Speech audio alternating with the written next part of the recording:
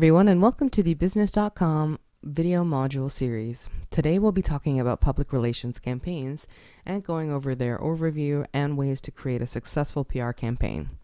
So first, let's go over a PR campaign overview. Campaigns for PR, essentially what their name entitles, designed to create and generate public relations for a brand, a company, etc. The term is also interchangeably used with the term a PR plan, as both are given a short lifespan, especially in retrospect or in terms of the company's overall lifetime, and it needs to be revamped after each term is over, after each plan is over.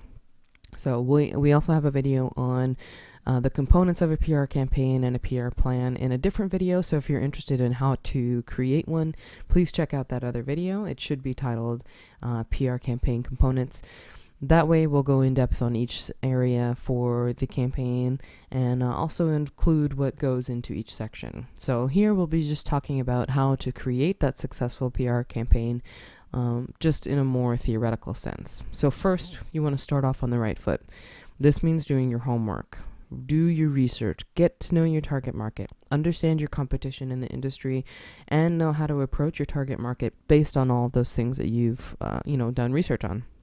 I'm a huge advocate for the phrase do your homework, and I probably overuse it, but it goes without saying that you need to do research and get to know someone before you can ever hope to get them advocating you or becoming your customer, which is really the goal of all business, regardless of if you're looking for someone to buy your product, buy your service, or support your cause if you're a nonprofit, whatever. So here, essentially, in your first step, this is the first tip to making a really successful PR campaign, is to perform a SWOT analysis. And there's actually a video on a SWOT analysis if you want to figure out more about that. But the SWOT analysis is essentially, in my quick elevator pitch here, is your strengths, weaknesses, opportunities, and threats analysis, where you look at internally your strengths and weaknesses and externally your opportunities and threats. And this is a great way to really open up and sort of talk aloud with yourself in your marketing plan or in your PR plan, and really figure out where you should be going next and how you should be defensively acting. And so that's really important. In your next step here, I want you to stay on the right foot. Do that research and then create your PR plan. If you think you can go at a PR in any PR effort really without a plan in place, I'm afraid you're sorely mistaken. Public relations is like a strategic offense and defensive play at the same time. Like any sport, you must plan and prepare for the execution of the play if you hope to have everyone on the same page and moving in the same direction. This planning also helps to ensure your success. And then from there, from a mentor of mine, like the galloping of a running horse, keep your PR efforts consistent and spread out evenly. Now, I applied that to PR, but my mentor told me, keep things constant. You want to have the rhythm of a galloping horse. So release materials in a timely, spread out manner. So what I mean by this is that you don't hit the ground running, and you also don't wait until the end to play catch up. You want to start off right, stay right, and continue working correctly. For example, you don't want to release a bunch of PR materials in the beginning, hope that those will tide you over until your next plan, and sit back and relax. First of all, who knows how long your PR plan was scheduled to be? If it's more than a year, you can't just release something in the beginning. You need to be sure that you're releasing things like press releases, creating blog posts and videos, whatever it is you may be that you're releasing in a very timely manner, but do so in a way that also builds suspense and maintains interest from public. So to do this, you must be consistent and maintain that flow of information. And lastly, keep track of where you've been. Monitor what you've been doing, what others are saying about you, and how far you've come. This is the only way to ensure your next plan will be even better than this one.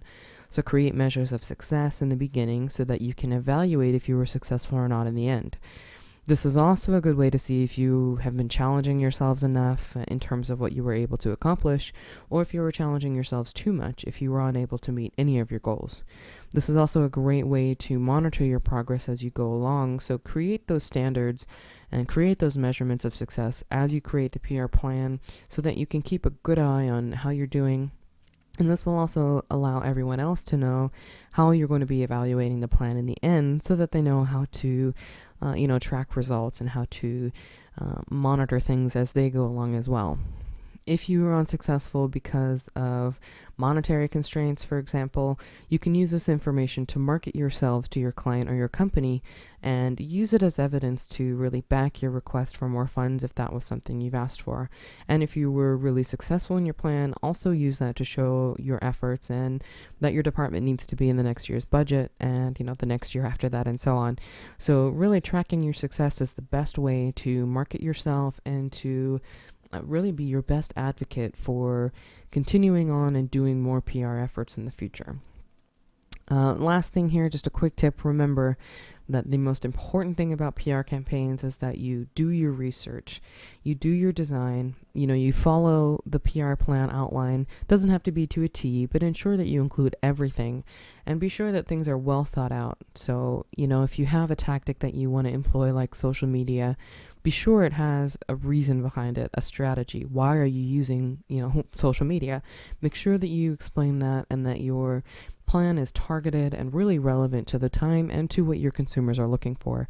You may be really passionate about, saving endangered dolphins, but if nobody cares about saving endangered dolphins, which is a bad analogy, they're not going to care about what you have to say. They're not going to get behind you and advocate you.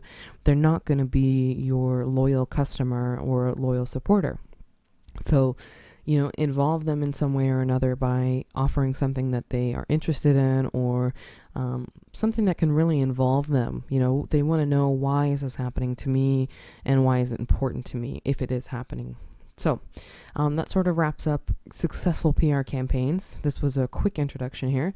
If you want more information on the breakdown of the PR campaign components, check out Components of a PR Campaign. So thanks for checking in. Until next time.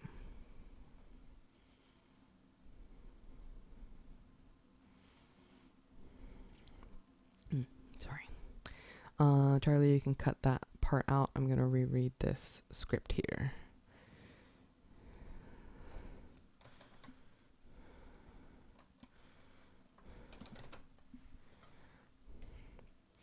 So that sums up our quick summary of successful PR campaigns. If you'd like more information on the breakdown of PR campaign components, check out Components of a PR Campaign.